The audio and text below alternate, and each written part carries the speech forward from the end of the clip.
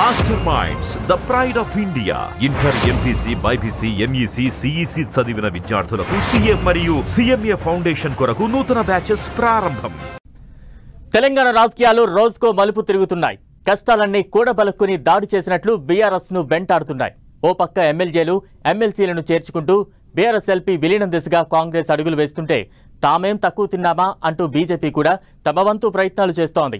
రాజ్యసభలో బలం పెంచుకోవాలనుకుంటున్న బీజేపీ గులాబీ దళానికి చెందిన రాజ్యసభ సభ్యులను టార్గెట్ చేస్తోందట. రారమ్మంటూ బీఆర్ఎస్ ఎంపీలకు ఆహ్వానాలు పంపుతోందని సమాచారం తెలంగాణ రాజకీయాన్ని వేడెక్కిస్తోంది.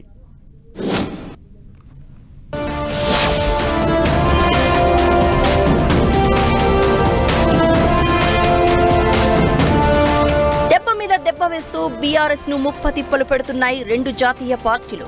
రోజుకో ఎమ్మెల్యేను పార్టీలో చేర్చుకుంటున్న కాంగ్రెస్ అసెంబ్లీలో బీఆర్ఎస్ మనుగడకే సవాల్ విసురుతూ ఉండగా ఇప్పుడు బీజేపీ తన వంతు అన్నట్లు రంగంలోకి దిగింది. బీఆర్ఎస్ రాజ్యసభ సభ్యులకు గాలం వేస్తూ పెద్దల సభలో బీఆర్ఎస్ ఎల్పీని విలీనం చేసుకునేలా పావులు కదుపుతోంది. రాజ్యసభలో బలం పెంచుకోవాలని చూస్తున్న బీజేపీ రాష్ట్రం నుంచి ప్రాతినిధ్యం వహిస్తున్న 4 బీఆర్ఎస్ ఎంపీలతో చర్చలు జరుపుతున్నట్లు పొలిటికల్ సర్కిల్స్ లో ప్రచారం జోరుగా సాగుతోంది.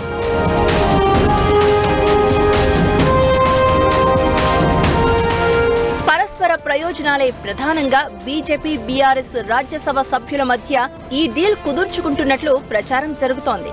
బీజేపీకి రాజ్యసభలో మెజారిటీ కాస్త తక్కువగా ఉండడంతో బీఆర్ఎస్ రాజ్యసభ సభ్యులను లాగేసుకోవాలని చూస్తోందని సమాచారం.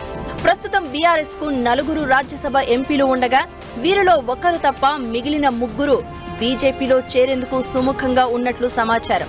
ఆ ఒక్కరు ఎవ్వరన్నది బీజేపీ బయటపెట్టడం లేదు. ఇలా ఒకేసారి 3 బీజేపీలో చేరిపోతే రాజ్యసభలో బీఆర్ఎస్ పక్షం విలీనమైనట్లు ప్రకటించొచ్చని, తద్వారా ఎవరూ రాజీనామా చేయాల్సిన అవసరం కూడా ఉండదని చెప్తున్నారు.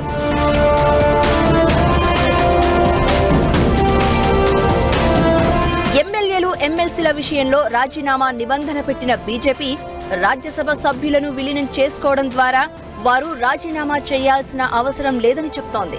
2019లో టీడీపీకి చెందిన 3 రాజ్యసభ సభ్యులను బీజేపీలో చేర్చుకుని టీడీఎల్పీని విలీనం చేసుకుంది బీజేపీ. అప్పుడు ఎవరూ రాజీనామా చేయలేదని, ఇప్పుడు కూడా ఎవరూ చేయాల్సిన అవసరం లేదని చెప్తున్నారు కమలనాథులు. బీజేపీ బీఆర్ఎస్ ఎంపీల మధ్య డీల్ సక్సెస్ అయితే పార్లమెంటులో బీఆర్ఎస్ ఖాళీ చేసినట్లే. లోక్సభ ఎన్నికల్లో 1 సీటు గెలవలేకపోయిన బీఆర్ఎస్ ప్రస్తుతం రాజ్యసభ సభ్యుల ద్వారానే పార్లమెంటుకు ప్రాతినిధ్యం వహిస్తోంది.